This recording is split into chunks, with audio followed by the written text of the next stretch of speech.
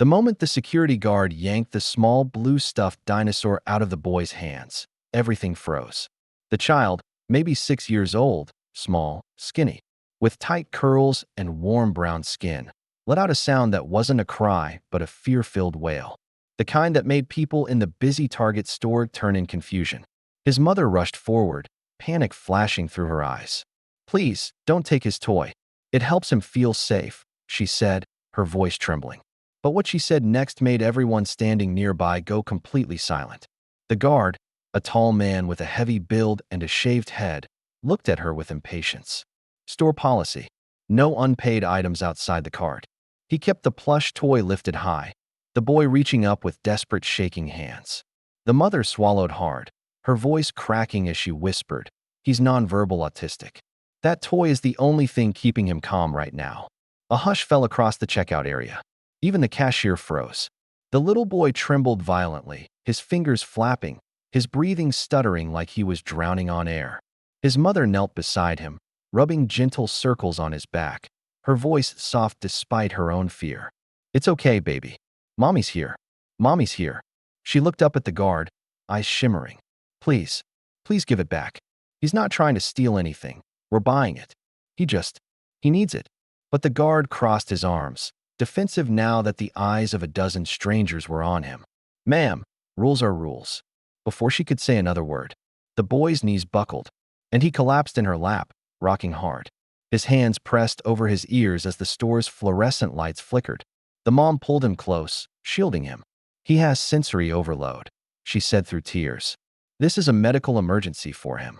And that was when the final words slipped out of her. A quiet confession that shattered whatever judgment people had been forming. "We just left therapy.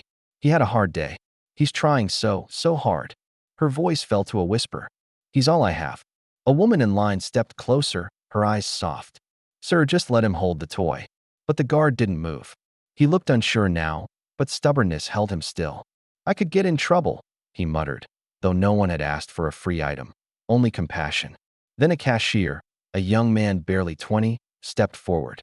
"I'll pay for it," he said, pulling out his wallet. "Just give the kid the toy." The guard hesitated as if the toy suddenly weighed 50 pounds. Slowly, almost reluctantly, he lowered it.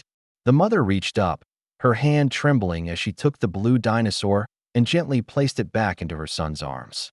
Instantly, the child pressed it to his cheek, rocking slower now, the storm inside him softening. The mom whispered, Good job, baby," brushing his curls back with tenderness that made people blink away tears. The cashier scanned the toy and held out the receipt. "Here you go, ma'am."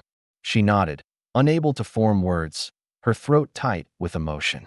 The guard mumbled something about policy confusion and stepped back, avoiding every eye around him. But the moment wasn't over, because the mother suddenly broke. Not loudly, not dramatically, just quietly, like she'd run out of strength. She sat back on her heels, her hands still around her son, and whispered, "I'm so tired. I'm doing everything I can. I promise I'm not trying to cause trouble. He's a good kid. He's just different." And then, softly, she said the words that changed the atmosphere in the store entirely. "The world isn't built for him. I just wish it was gentler." People looked at her differently then, not with pity, but with understanding. A middle-aged man placed a bag of snacks in her cart and said, "For the little guy. My daughter has sensory issues too." A teenage girl knelt down beside her and gently asked, "Is there anything I can do?" The mother shook her head, wiping her eyes. "Just kindness. That's all." Another woman placed a hand on her shoulder. "You're doing amazing," she said with a conviction that made the mother's lips tremble again. Slowly, the little boy's breathing returned to normal.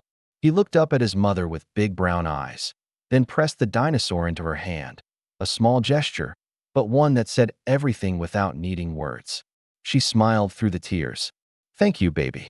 When she finally stood up, holding her son against her hip, the crowd parted for her with a kind of reverence, as if they were walking her out with silent support. Even the guard mumbled a soft sorry, unable to meet her gaze. And for the first time that day, she didn't feel alone. She carried her son out into the warm evening air, the blue dinosaur held tight against his chest, and for the first time in a long time, she felt like the world had softened, just a little. Maybe not enough, but enough for today. Enough to keep trying. Enough to stay hopeful.